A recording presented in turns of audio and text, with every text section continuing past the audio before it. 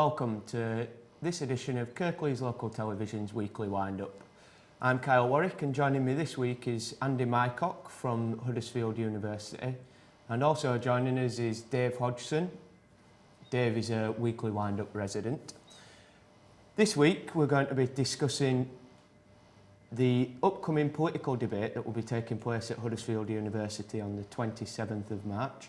And we'll also be looking at the HeforShe campaign and the future of gender equality in Britain.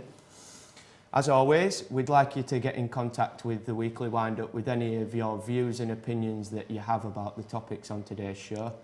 You can do so by email, info@kirkleeslocaltv.com, or you can also find us on Twitter, search @The Weekly Wind-Up. On to our first topic. On the 27th of March 2015, the Division of Criminology, Politics and Sociology at Huddersfield University will be hosting a political debate. This debate is to involve young people who may well be disenfranchised with politics and get them an outlet for their own opinions. Andy's here to talk to us about that. Welcome, Andy. Welcome. Could you start by giving us a brief summary of the event and some of the people that will be speaking at it? Yeah, University of Huddersfield very keen to encourage political debate amongst young people. So we host regular events like this. We've got our own politics society made of students. But with the election coming up, we've decided we need to put on a number of events to try and get young people across Kirklees involved in the big debates about it. So we're hosting a debate next Friday at 5:30. We've got the local MP Barry Sherman, Jason McCartney, Colne Valley MP, Andrew Cooper, who is a Liberal Democrat councillor, and representatives from other political parties, the Green Party. Oh, sorry, Andrew Cooper is from the Green Party, sorry, not from the Liberal Democrats. We've got the Liberal Democrats, we've got also Richard Carter, who's the leader of Yorkshire First, which is the first regionalist party which has emerged. And the idea is to bring young people together from different schools to ask questions about the politicians. And the reason is in many ways because if you look at the manifestos of the main parties, they simply don't take into consideration non-voters, young people under the age of 18. So what we want to do is we want to get a panel of politicians to answer questions from those young people. Often they will ask questions which are similar maybe to adults, but they do have a unique perspective. And in a way, the event is designed to take the candidates coming forward to the general election out of their comfort zone. It's very easy to talk to you or I about issues around what we think are important. It's much more difficult to talk to young people because they don't have a vote, and at the end of the day, they are invisible to many politicians. So next Friday's the beginning of a month of events. We're going to be holding a Pitch-Kuchar event down the media centre. We're also going to be holding various hustings on campus and actually getting our students to go out into Huddersfield and talk to citizens around here about, what does politics mean to them?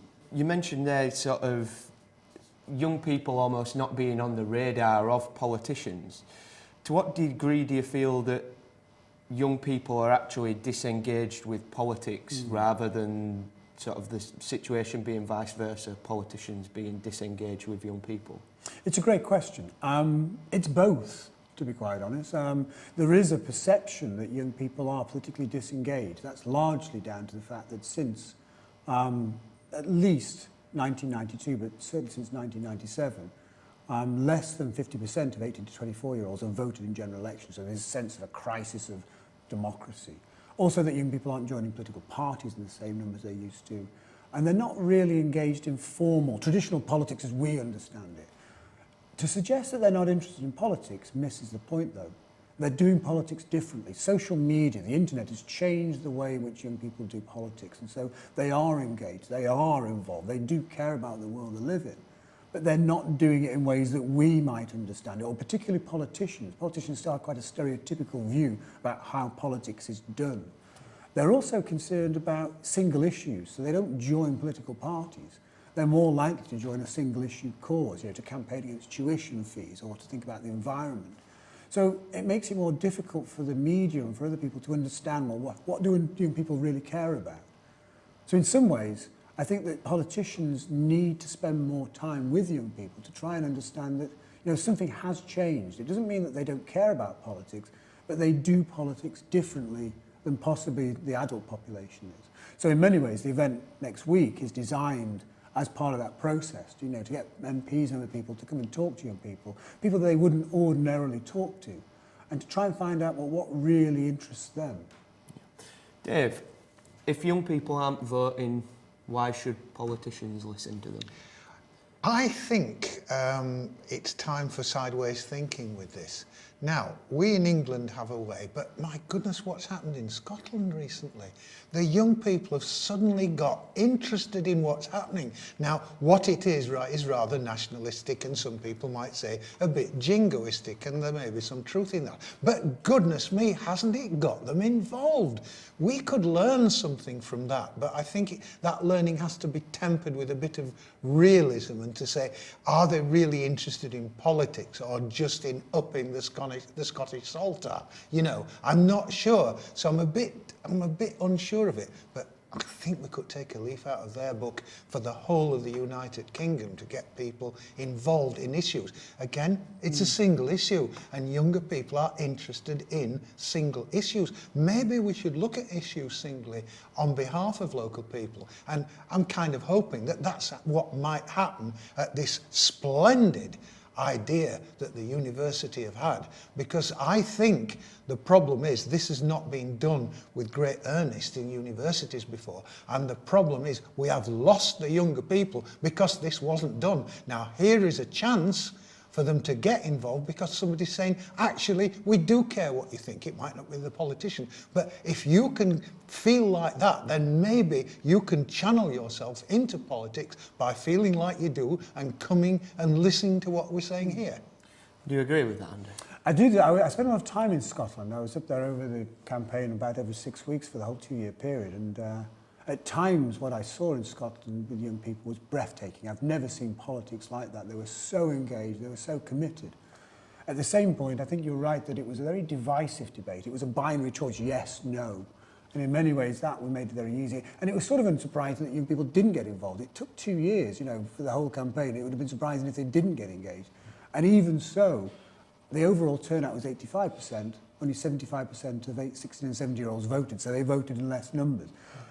Is it a lesson for us? Well, in some ways, yes, that we do need to do more, that you can't expect people to get involved in politics if they don't feel like they're valued. And at the university, what we are doing is a lot more community work. We've been running a programme with Kirklees Council called My Country, My Vote, where we get young people to campaign in schools and in their local communities and sort of build issues themselves. And we're also working with young people across the community and trying to get them to sort of engage with older people. So we've got a lot of different community projects where we try and get them to actually understand what issues older people are interested in. Often the real issue here is intergenerational, that young people and older people don't tend to spend a lot of time together. And so in some ways, I think just creating a better understanding of that will get young people to be more sympathetic to the idea that it's not all about them in some ways, that you've got to think about society in a sort of broader way. Certainly this year, I believe there's a record number of candidates who are under 20 years old across the country. Do you think that's something that could help engage young people back into politics? Yeah, I absolutely do. I think one of the big problems is that the average age in Parliament of an MP is 50. So if you're a young person and you're looking at old duffers like me, it doesn't particularly mean that I'm going to understand your issues. And it is good to see more young people coming into Parliament. I don't think, actually, that political parties do enough. If we think about the fact that we have, all-women party lists, we have, often encouraging, trying to get ethnic minority candidates to stand, I think that we need to have some kind of positive discrimination to get more young people involved in politics.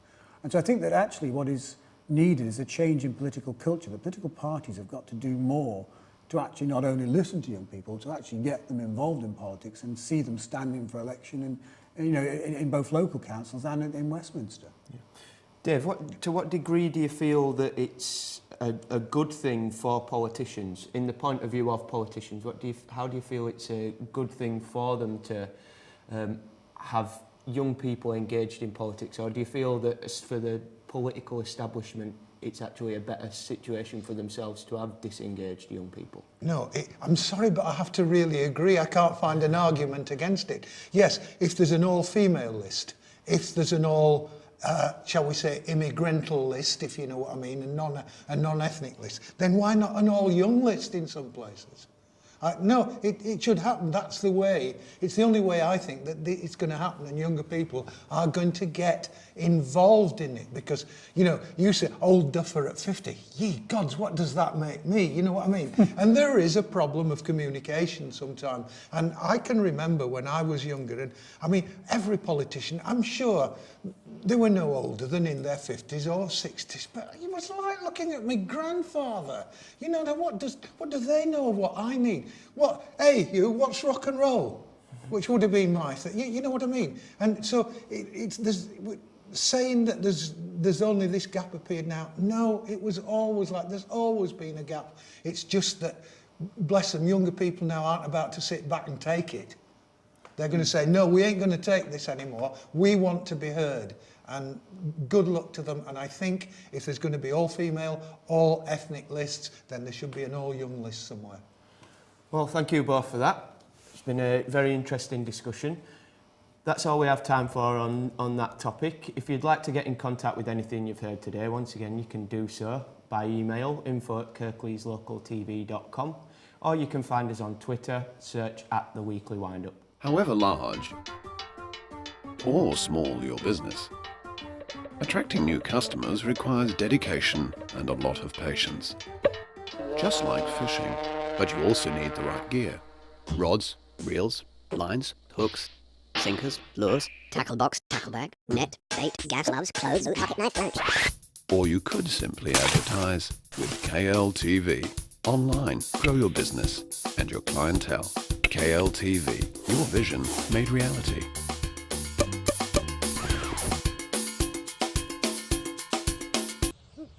Should have gone to KLTV. And welcome back. I'm Kyle Warwick, and joining me this week are Andy Mycock from Huddersfield University and Dave Hodgson, a Weekly Windup resident. Now on to our second topic. It would be quite easy to kid yourself that the fight for gender equality is over and its place is now in the history books. However, from unequal pay to sexist chanting at sporting events to misogyny in the gaming community, the fight for gender equality seems a long way from over.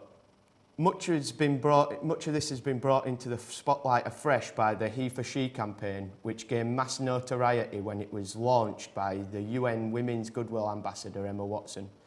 The HeforShe campaign describes itself as a solidarity movement for gender equality that brings together one half of humanity in support of the other half for the benefit of all. Firstly, I'm going to come to you, Dave. Okay. How do you feel that men can play a role in gender equality, in the increase of gender equality? By treating women as equals, because they are. I'm a great believer in, if you can do it, it doesn't matter whether you're... I mean, just take a look at KLTV out here. We have as many females working here as males, and that's how it should be. And everybody's here on their merit. And I really do believe in working to merit.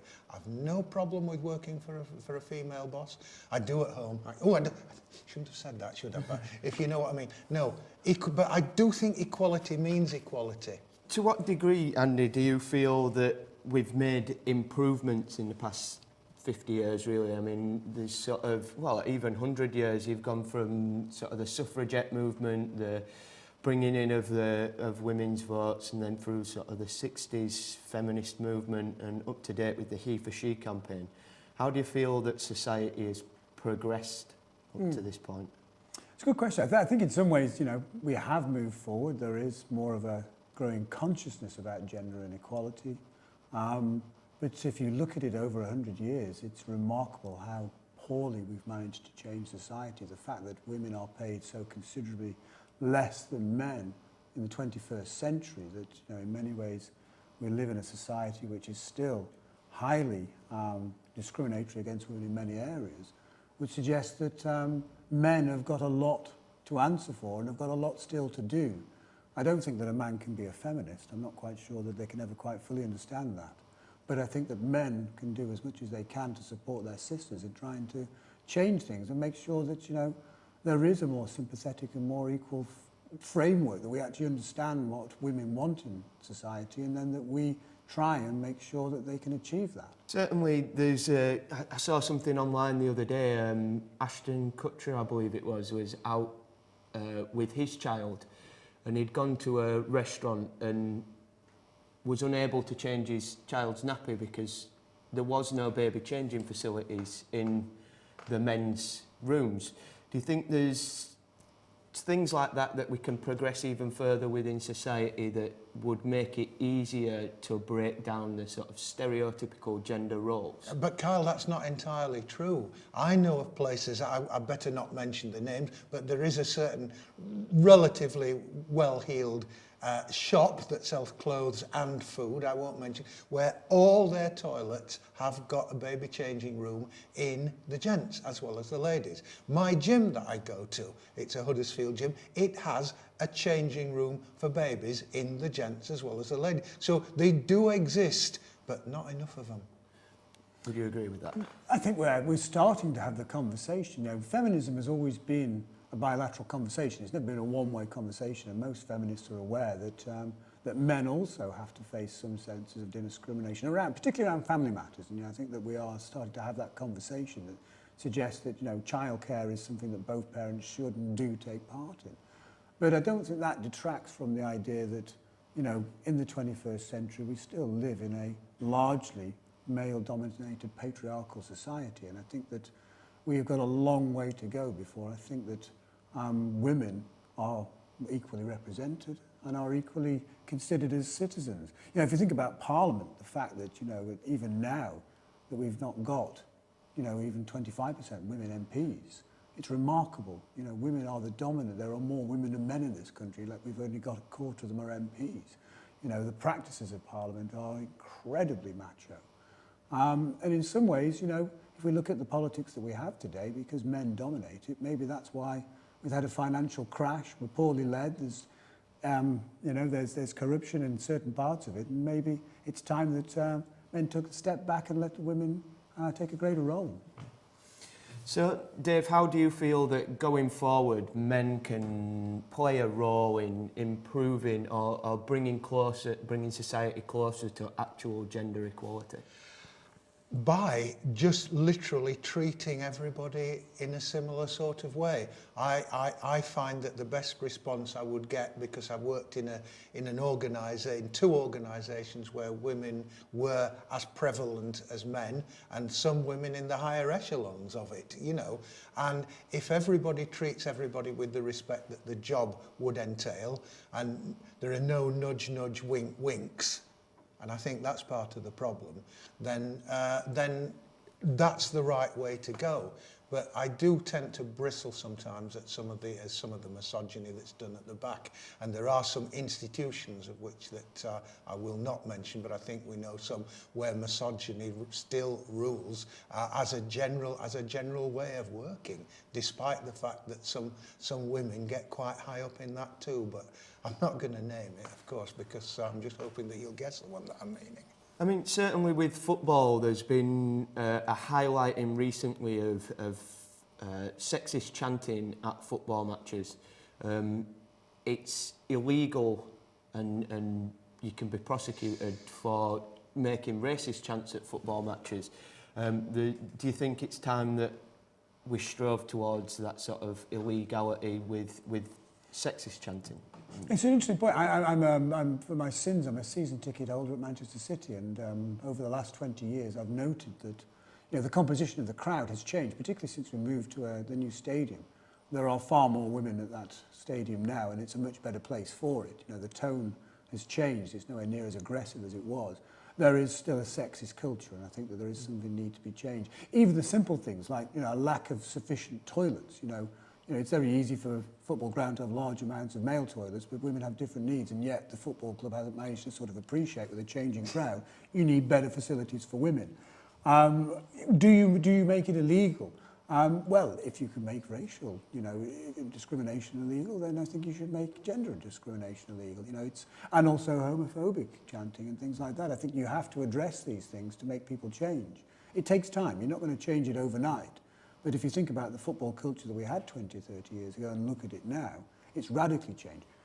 The fact that Manchester City's got its own women's team now, and the fact that they're getting 6,000, 7,000 people coming watching that, shows you actually that men's tastes are changing as well. There's a lot of men going watching women's football. So there is a cultural change taking place. But I think that men's role in that is not really to set the agenda. I think that women need to set the agenda. What we need to do is support women and make sure that they feel like they can raise the concerns that they have. Absolutely. That's all we've got time for on that topic. I'd just like to remind you all, or ask you all rather, that if you have any photographs from today's solar eclipse, please do send them in, or you can put them on our Twitter page at The Weekly Windup.